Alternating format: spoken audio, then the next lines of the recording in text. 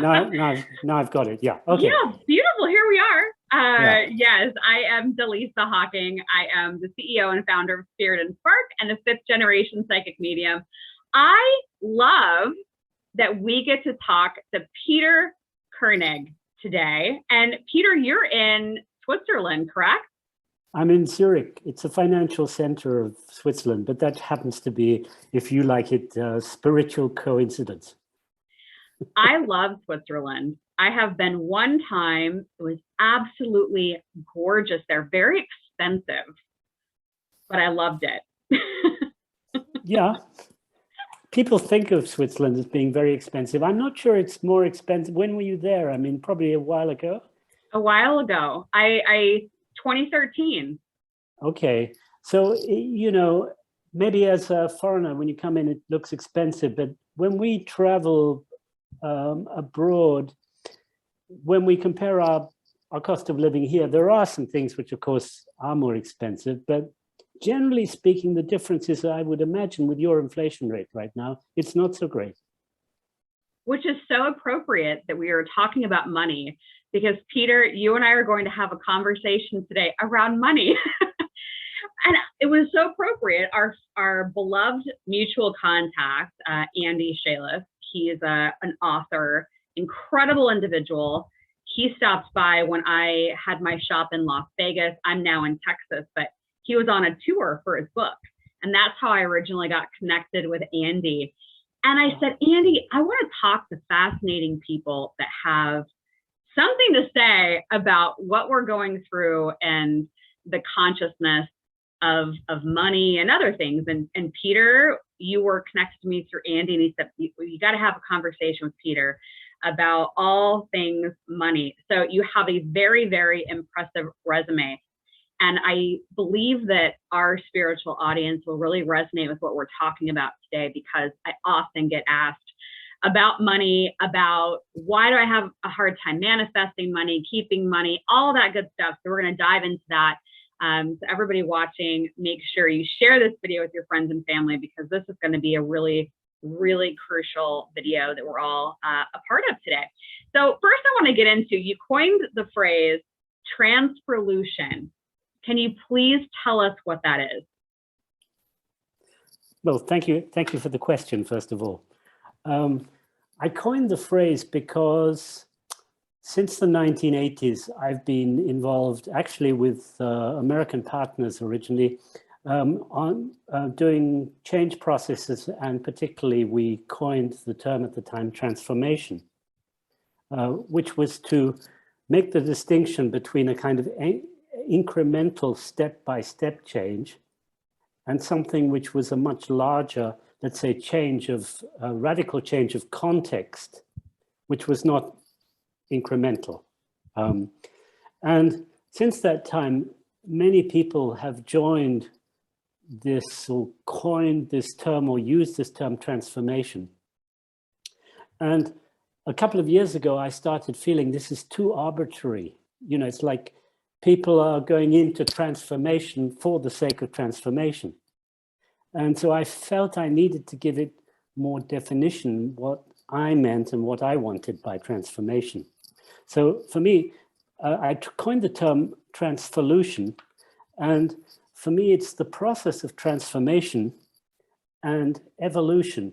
I use a term which is actually redundant, but it emphasizes it. So I call it transformation. Transfolution is the process of transformation and perpetual evolution. We don't want to stop evolving towards solutions in accordance with nature. That's what, for me, transforlution, that's what I like to think my work is about, or my life is about. It's not just any old transformation. We're really looking to be in harmony with evolution, to offer solutions. And the solutions nowadays, which we really need to be focusing on in my way, in my sense, is solutions which are in harmony with nature, in accordance with nature. So that's why I coined this term and how I coined this term. Yeah, I love this.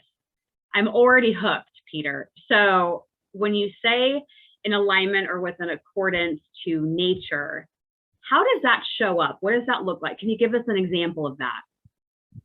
Well, if you look at nature, you see that there's a perfect order and harmony if things are just left to be. And there's an incredible intelligence, wisdom, and complexity. Now, it's also nature is also extremely economical in terms of what is really meant by economics, which the literal term means looking after the household. But if you look at how our economists, I don't want to attack economists, but how economics is taught in universities and business schools, something completely different is being taught. What is being taught is not a complexity of how different species and different diverse things work together in a harmony. What's being taught is a linear process of how to divide things up and linearly produce something, a product, at the end of a linear production line. And all the economic theories that we learn, or I learned at business school and at university, were teaching how to do a linear process. But nature doesn't work that way. And we have all been conditioned, in my view, from very early on in this linear, with this linear notion, this linear production notion, conditioned. It's actually in our cells. Why? I'm not attacking it, because this has been the success for our grandfathers and great-grandfathers going back for 350 years, and has been of tremendous benefit to humanity. But for the last 50 years, the warning signals were put out, starting with Rachel Carson and Silent Spring. And if you sort of develop from there, you see that nature doesn't work like we've been taught. There's nothing in nature that works in this kind of linear way.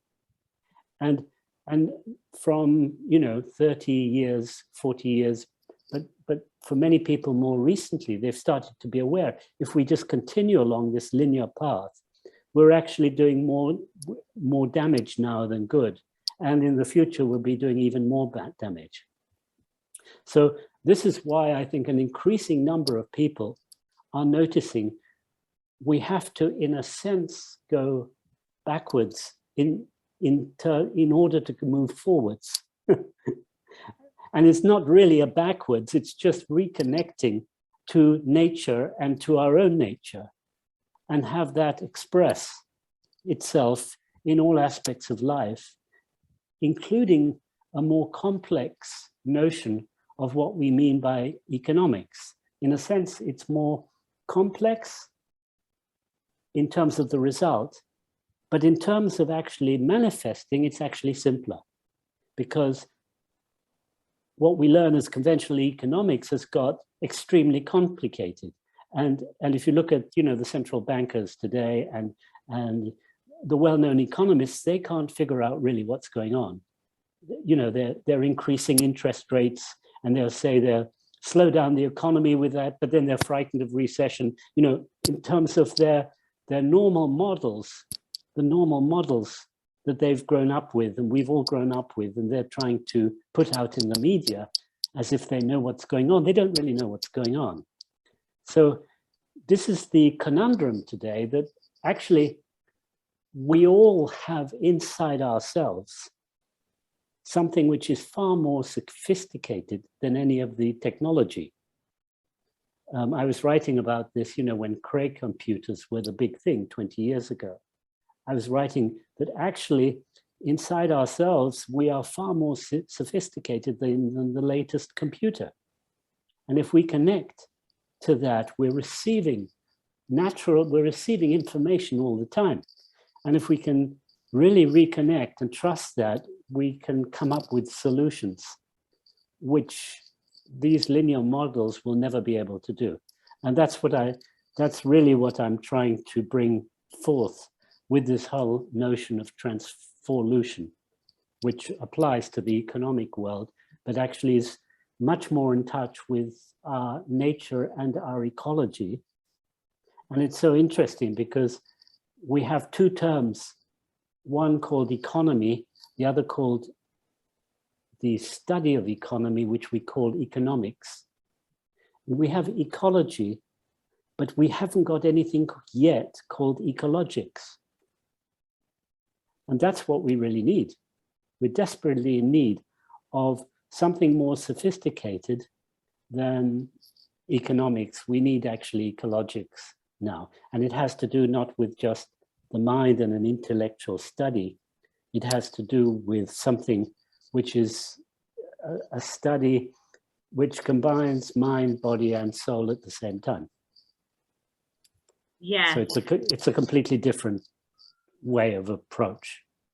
I agree with you. And I want to perhaps try to synthesize this in a way that I feel at least my audience may recognize, and let me know if I'm on the right track, Peter. So instead of it being more task and being rigid with do all of these things and then you get this, and that could be where we're feeling maybe in a lower frequency, or we're feeling worn out, we're feeling anxious, which then drops the ability to bring in more abundance and prosperity, maybe drops that down a bit. And instead, if we are to be within ourselves and allow things to work on our behalf with intention and with heart, then we are at a higher frequency, which will allow more abundance to come in. Does that make sense? It does. And if I can reframe what you've said a bit. Yes, please. That's why we're here. So one has to understand, if you understand what I would call ecologics, we are living in an abundant universe and on a finite planet. So there's no shortage of anything. And nature shows us this. Nature has life and death and is continually transforming energy, materials, and everything. There's no shortage. The shortage is actually in our minds. And the term economics is all about shortage.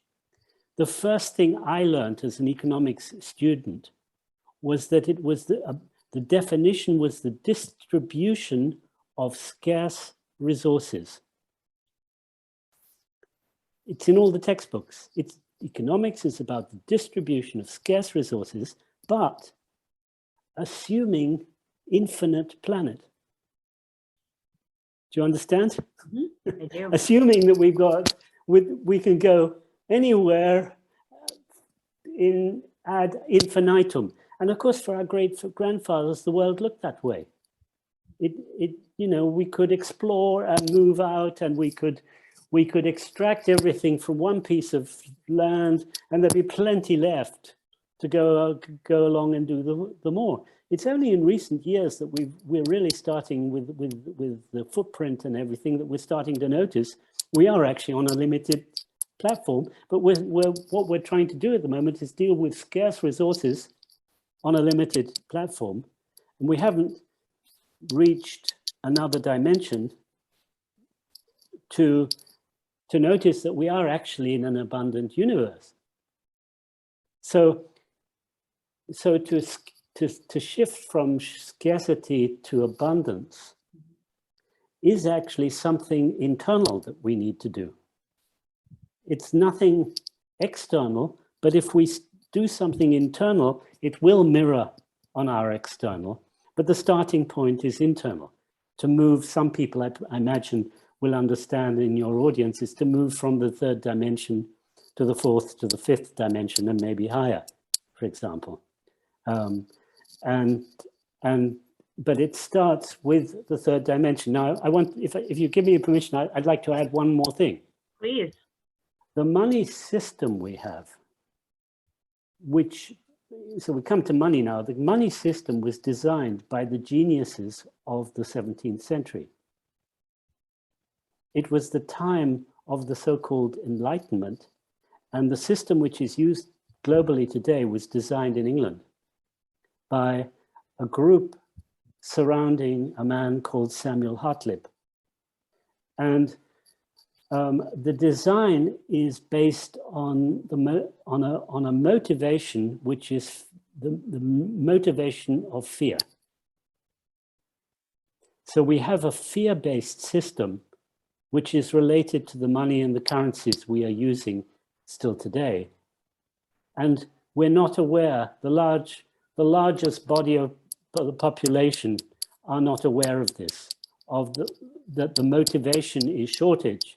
So you work to do stuff you like, to earn money, doing things you don't like, in the hope that you'll have abundance in the future and be able to do what you love in the future. But actually, in my research, I have not come across one person yet in 37 years for whom this system now works. It worked for our great-grandfathers and our grandfathers because what they wanted was a Ford motor car, a television, a washing machine, pharmaceuticals. They wanted material products at the end of a production line, a linear production line, and they got it. They got their intention met by this, I will call it artificial production line using fear-based money. And what happened in the 1950s, 60s, 70s, in the advanced societies, in advanced industrial societies, is that actually we reached sufficiency. We didn't need more than one motor car. We didn't need more than 2 washing machines. We didn't need more than, a packet full of pharmaceuticals, really, to be healthy. But what happened is that we're on automatic. Humans are on automatic conditioned. And what happened, which is not seen, is that our needs changed from material to immaterial. So if you ask people today, what are your needs? They will tell you things like, I'd like to be happy, I'd like to be peaceful, I'd like to feel secure. And the problem is that we're using, and say we, people are using the same linear system to work doing things they don't love by and large, to earn money, not to buy a motor car, but to try and feel peaceful at the end of that's the product. Mm-hmm. And that's what's not working now. It worked for our great-grandfathers, but that's the problem that we are facing in society now. That the immaterial things that we're looking for outside ourselves, and they are not to be found outside ourselves, and certainly not to be found in money. So that's rather a long answer to your question, but that's... I'm sure, like myself, people watching this are like, whoa, whoa, whoa, I got to rewind that and listen to it again. This is going to be a video, I think, a lot of people are going to be bookmarking and sharing, because that makes sense to me. And even from a psychic perspective, when I'm working with clients more and more and more, I hear from the universe, source energy as it comes through me, Dallisa, please tell your client to get less attached to the mere material things that are in their lives and instead go inward. And I often share with my clients and remind them, like, this is an inside job. You've got to take it upon yourself to do the inner work and the inner healing and to shift your frequency if you really want to achieve the things that you're saying you want. You're right, Peter, the old ways of trying to get to the end point are no longer working. They're outdated, they're old, but we're stuck. Like you said, it's like in our cells of how generations past have done things, but we're reaching this amazing point in our existence where the old no longer works, and we're being asked to go in and shift into a different part of our consciousness and our being. So with that being said, Peter, is there something that you do within yourself? I talk about meditation all the time. Is there something within yourself that you do to kind of double check and check your energy to see that you are in alignment with that inner work that you're doing? Is there something that you practice? I don't practice meditation, although I sometimes do meditation with other people and so forth. To be frank with you, for me, meditation is not strong enough. So I don't know if you came across the work that I developed and Andy has been representing. Did he do some processes when you met him with the audience that he was presenting his book to, or no, we did letter writing. Okay. Yeah, for the last letter. Yeah, okay. So that was a few years ago. So my research involved, I was fascinated, I come out of the business world, and I was fascinated by recognizing at a certain point that so-called powerful people in business were not powerful enough to really realize their deepest intentions in life, their deepest relationships, the values that they were expressing and so forth.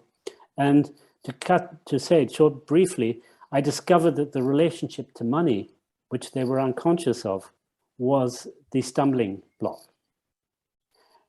And I was fascinated, I was curious to see why and what to do about it. And it was actually 7 years and then in the end a 10-year research process. Before I started, I felt capable to start expressing it and doing what I call the money work. And the essence of it goes back in a sense to somebody who lived in the town where I'm living, Carl Gustav Jung, Jungian psychology, which I'm sure you've heard of or know of. And in specific to this notion of projection. Projection of parts of one's identity onto, let's say, Jung was very concerned with individual partnerships, onto one's partner. But it goes, we're continually projecting onto just about everything and everybody, relatively unconsciously. And what I discovered was that that we're projecting, when we're not conscious, we're projecting parts of ourselves onto external people or things. And when we do that, we are disidentified from these things, from these parts of ourselves. So if I'm saying, let me give you an example, because I see you're trying to figure this out. If I say, for example, I need money to feel secure, I'm projecting the part of me which is secure inside, with which I was born. I'm projecting it onto money. And then I say, well, I need to have a certain amount of money to be secure. And I develop a conviction around that. And the conviction is self-fulfilling. It's so convincing that if I come up and tell you, hey, Dallisa, you don't need any money to feel secure, you will argue till the cows come home that you really do, because you've got from birth probably a lifetime, and you've adopted it from your parents, a lifetime of experience which would appear to reinforce that belief or that conviction. But if you look at nature, you'll see there's no animal, there's nothing in nature that needs any money to feel secure. So if you can trust that, then you can see, well, how do I feel secure without money? but then you also ask, well, how do I feel secure with money? Because most people who say they don't have any money still have some money, but they don't feel secure. And no matter how much money they have, I have millionaires who still don't feel secure with millions and still feel they need to make more to feel secure. So what's really happened, and this was what my research revealed, is that when you've projected unconsciously a part of yourself outside onto something external, like money, what you're really doing is you're saying money, I need money for my security. But what you're really saying is, I don't want to feel insecure. And this is what will start driving you on a treadmill if you're not conscious. You will start running after money saying, I need this for my security. But what you're really avoiding is feeling insecure. So what I researched and developed, which is what Andy also represents when he's doing this, is reclaiming these parts of our identity to ourselves. And this is what I do with myself, to answer your question. So when I notice I'm in a reaction, I don't go into meditation, it's not my way. I ask myself, if I'm triggered by something, I know that I am projecting a part of myself outside myself onto somebody else or onto something else, or even onto money. And then I know the work I have to do is to identify what that part is in me, and then reclaim this part to myself. And I have a process. Hey, is that a cat you've got there? I have been trying over here to make sure she doesn't walk across the laptop. Oh, let her. She loves what you're saying. And I know she loves money, obviously. Here, so. Yeah. So I'm listening and also trying to make sure, speaking of nature and animals, yeah. She loves what you're saying and she's here. Yeah, obviously. She developed this system.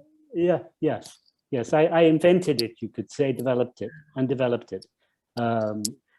over a number of iterations, years, and it's still in development. I haven't got anything which is really complete, but it's been very, and it's not, I don't call it a panacea. It doesn't work, in every 100% of the time, but it's been very, very successful in the way it's been working and still is. And for me, it can be used if somebody's ripe to use it and hungry to use it. It can actually shift the frequency, as you're calling it, very, very quickly. We can do this work in minutes. And I'd use it by using language. So, for example, I have a person who comes with a question of security, and I simply ask them to just say to yourself, I am insecure. And it's okay, I give myself permission to be insecure. And see what happens, because the work that needs to happen is body work. We're doing a cellular reconditioning using language. And we use language because language has two effects. It has a meaning, but it also has a vibration. Mm-hmm. And the vibration, the way the person says these words, has a stronger effect actually than the meaning initially. So the vibration is actually what changes is what does the cellular reconditioning and does the and changes the frequency. So we work with also a polarity. So I mean, your audience can listen and try this out for themselves if they have security issues. Just try saying to yourself, I'm insecure. And you start with saying, I give myself permission. And then you go to say, well, it's okay to be insecure. And then you say, well, actually, it's not bad to be insecure. And then you go further, we turn the heat up. It's actually good to feel insecure, because if I'm trying to be secure all the time, I'm not taking any risk. There's no spice to life. And actually, if you want to have an adventure and even have a sexy time in life, you need to have a bit, allow yourself to be insecure. Imagine trying to have sex and being secure all the time. It's impossible. We all want sexy times, Peter. Yeah, that's right. So insecure, if you all want it, you have to allow yourself to be insecure. And that's half of the story. And the other half, then we come back to security, and you say, well, I am secure. And then you allow it to go down, I'm secure with money and without money. And you allow that to do its journey as well. And once you've integrated the two things at the same time, security is no longer a problem for you. Because you can enjoy being insecure, and at the same time, there's a paradox there. When you're totally insecure and it's really, really cool, that's the moment you discover what security is about. Because there's nothing further that can happen to you. If you allow yourself to be totally and utterly insecure, and this is so, so, so cool. That's the moment when you fall into your security.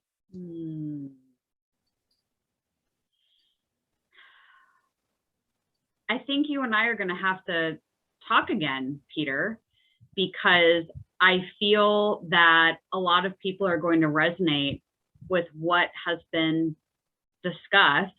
And I know that they're going to want more. So I feel like we're going to have we've to only have got another. We're short on time, aren't we? Well, and it's so late where you're at, and I want to be courteous of your time, of course. But I feel like we're just scratching the surface.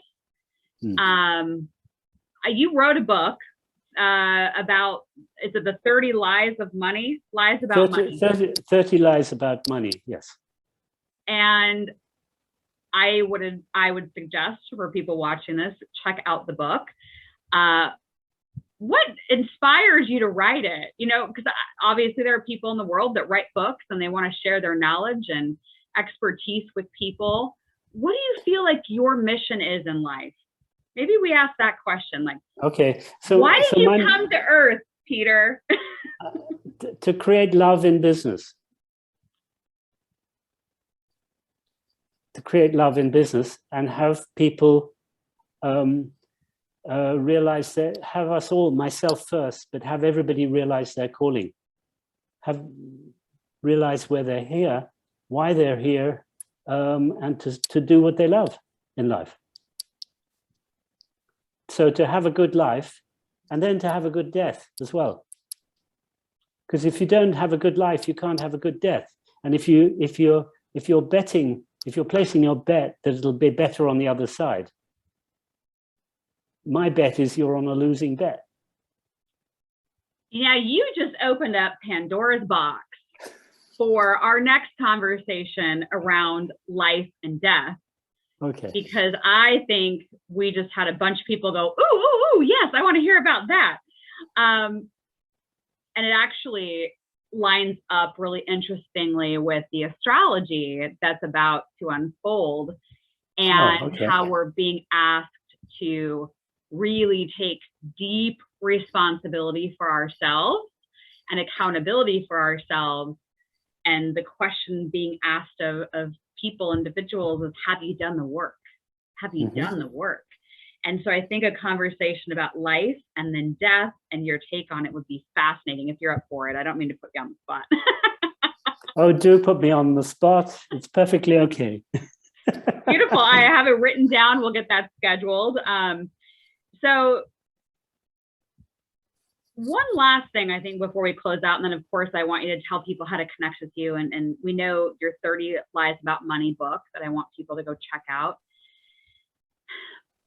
I think in a condensed manner, as we close out, with a lot of people on the planet right now concerned about money, concerned about materialistic things.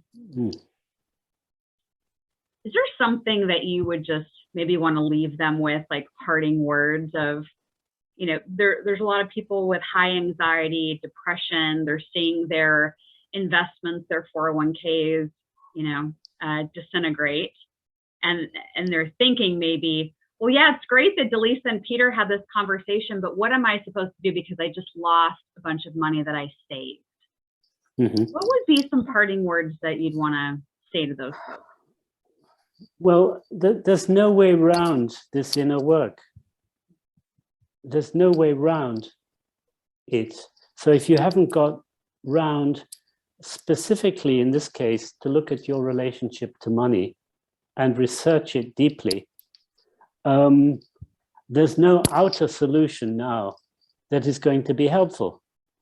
So this is really the only thing I can really add. And it's been my message for well over 30 years. It's not really changed, but what's changing now is that there are more and more people willing to listen to that than there have been in the past. And if you're one of them, then do seek out help or get together with other people to really look. And I would say the deepest way, the first thing you need to look at is what are you unconsciously projecting onto money? And the first question to ask yourself is, what is money for you? So, you know, you might come up with the answer, money is freedom, money is security, money is happiness, money is peace, but you might come up also with negative aspects on money, like money is a conflict, money is war, money is dangerous. These parts of you are also very important to reclaim. In other words, the parts of you that you might judge as negative are very important for you. You need to be brutal, you need to be nasty, you need to be conflictual. This may sound strange, particularly to spiritual group, but actually you're not spiritual until you've reclaimed these nasty parts of yourself as well, because you need to be able to use them, not just willy-nilly, but when it's appropriate. So we're talking about an ultimate consciousness here and an ultimate love. And we haven't just been given all these parts, the nice parts, the angelic parts, which most spiritual people love, but we've also been given the demonic parts, the nasty, brutal, horrible, terrorist parts. And we sometimes need these to protect ourselves, and they represent a concentration of energy. We need them to manifest our projects. So we haven't been given these for nothing, but if we're not conscious of these things, we're going to use them in the wrong moment unconsciously. So my message is to be conscious of everything and use money to look at what you're projecting onto it, nice things and not such nice things, and reclaim these parts to become more whole yourself in order to manifest your calling. So that's my basic message. And if recently somebody has started, Christine Robertson has started my work in the United States. She's an ambitious lady and wants to cover the whole of the United States. So as you're in the United States, let me just give you her site, which she's calling the gateway to self-love. She's not yet talking about money, but the money work is in there. And it's Christine Robertson dot mykajabi, KAJABI.com. Perfect. Yeah, and I'll make sure I include that in the notes and the description of the video as well, so people can find Great. it. And any help you can give to help Christine, you know, she started very small, just like planted a small seed. It's a tiny little shoot at the moment, but she has an ambition to, as the source of this in the United States, to have it spread throughout the United States. So she's the resource there, the source and the resource to help it spread in your country. Beautiful. So we'll connect people, look for that link so you can learn more about the work that she's doing in the United States. Yeah.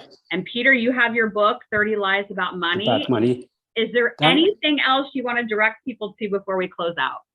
Well, if you want, my website, I'm not a web person and I'm very poor at this, but I've got a sort of archive, which if you look at peterkoenigsystem.com, it'll take you to an archive of the stuff that I've collected over the years.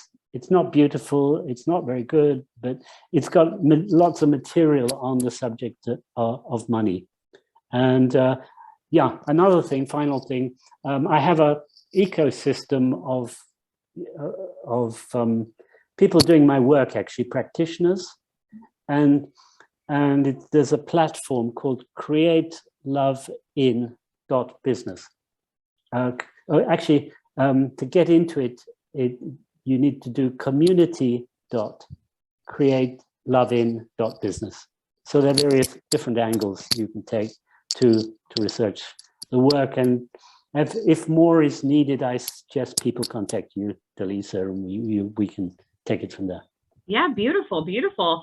And I'll work with Peter to get our next installment of the interview series done. Now that we know we need to talk about life and death, I mean, we got to do it, Peter.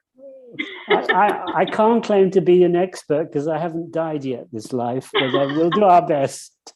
We will do our best. We guarantee that. Yeah, it's of course a speculation, but I'm happy to share my speculation. Let's do it. Let's dive into the speculation. So we'll get that scheduled. So more to come from Peter and I, and check the description of this video for the links that Peter mentioned in today's interview. Peter, you have been so enlightening, and I know that people are going to watch this over and over and share it, because there are things that you said about our relationship to money that I think was eloquently put and brilliant. And I appreciate your time, your research, your talent, and I'm looking forward to our next conversation. So we'll do that soon. Thank you, Dallisa. Thank you. Best to you and to everybody who may be watching this. Thank you. Absolutely. Absolutely. All right. We'll be seeing everyone soon.